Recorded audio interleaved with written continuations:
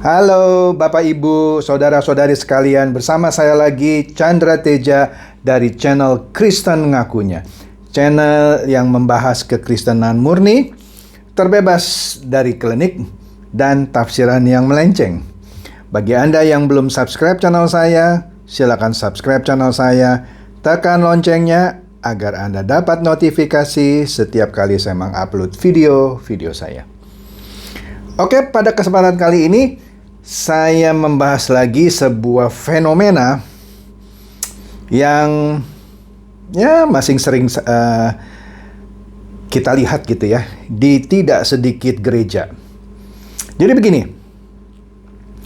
beberapa puluh tahun terakhir malah saya melihat bahwa terjadi seperti penurunan yang drastis dari khotbah-khotbah yang disampaikan dari atas mimbar. Ya, menurun drastis dari khotbah-khotbah yang doktrinal, teologis, alkitabiah menjadi khotbah-khotbah yang terapeutik. Ya, khotbah-khotbah untuk memberikan efek terapi gitu ya. Dan kemudian bahkan terakhir berubah lagi, lebih banyak menjadi khotbah-khotbah siraman motivasi, bukan siraman rohani. Iya, menjadi khotbah-khotbah siraman motivasi, bukan lagi khotbah teologis yang sesungguhnya. Ini miris gitu. Jadi yang saya lihat adalah ajaran-ajaran yang berlandaskan pemahaman Alkitab yang terdistorsi semakin banyak bertaburan. Betul. Dan mendukung pendekatan hyper grace. Apa itu hyper grace? Kasih karunia yang berlebihan atau kebablasan. Ya, mungkin sebagian dari Anda tidak setuju ya, tapi ini sering terdengar gitu khotbah-khotbah yang berbau hyper grace. Oke? Juga mulai bertumbuh atau makin bertambah gereja dan pendeta yang enggan atau menolak mengambil posisi yang jelas dan tegas atas dosa, atau jarang menyuarakan dari mimbar tentang pengajaran tentang perlunya pertobatan yang terus-menerus sepanjang hidup. Ya, tak jarang pula gereja-gereja yang seakan-akan tutup mata dan tutup telinga terhadap mereka yang terlibat di dalam pelayanan atau bahkan pendetanya yang hidup dalam aneka kecemaran dunia. Ini tentu miris. Oke? Sebenarnya ini bukan hal yang baru, ya kan? Selama ratusan tahun orang-orang Kristen banyak yang memahami bahwa hukum moral umum dari perjanjian lama yang dituangkan dalam 10 perintah Allah atau the Ten Commandment atau Dekalog itu sudah selesai katanya. Karena sudah ditanggung semuanya oleh Yesus di kayu salib. Dan katanya begitu kita ada di dalam Yesus, itu artinya kita sudah ada di dalam kasih karunia yang gratis. Yang mana di dalamnya seakan-akan kita boleh hidup sesuka-suka kita. Karena kita sudah ditebus dari dosa. Jadi seakan-akan kita boleh hidup sesuka hati kita. Ya, karena katanya kan kita sudah tidak lagi di bawah hukum Taurat, tapi di bawah kasih karunia. Jadi apapun yang kita lakukan Tuhan ngerti kok ya. Tuhan nanti akan ampuni. Kasih karunia-Nya selalu menyertai kita. Apa benar demikian? Orang Kristen boleh hidup seenaknya. Oke, mari kita lihat. Sebenarnya hal seperti ini sudah pernah diingatkan oleh siapa? Oleh Rasul Paulus.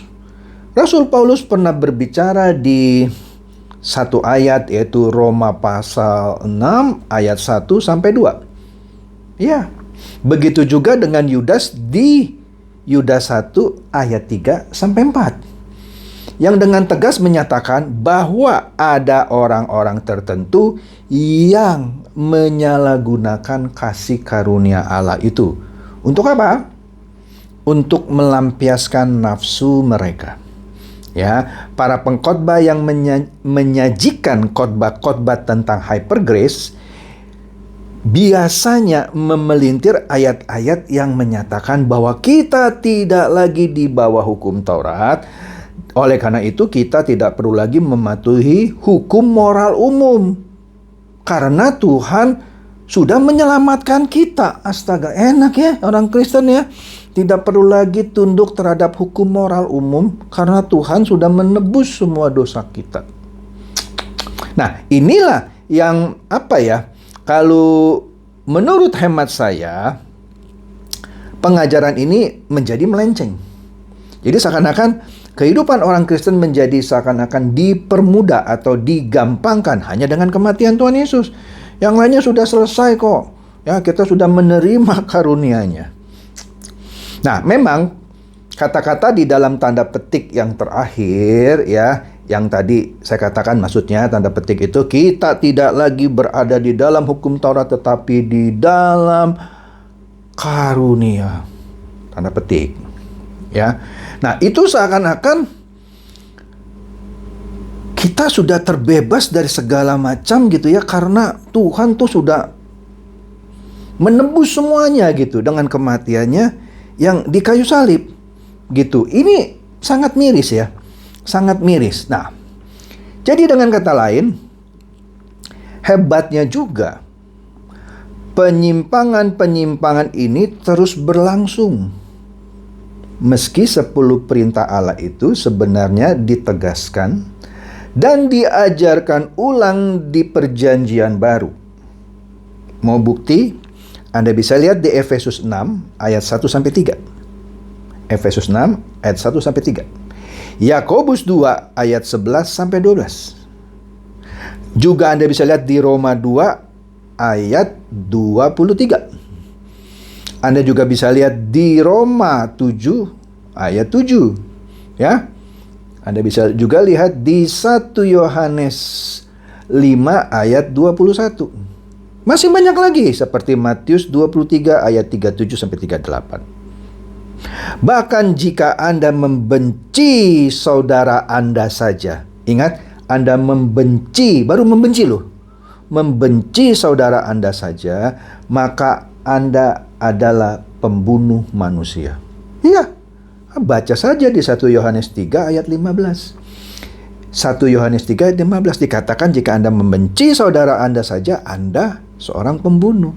Bagaimana bisa bilang Anda sudah bebas dan mau seenaknya hidup di dunia? Membenci saja tidak boleh kok.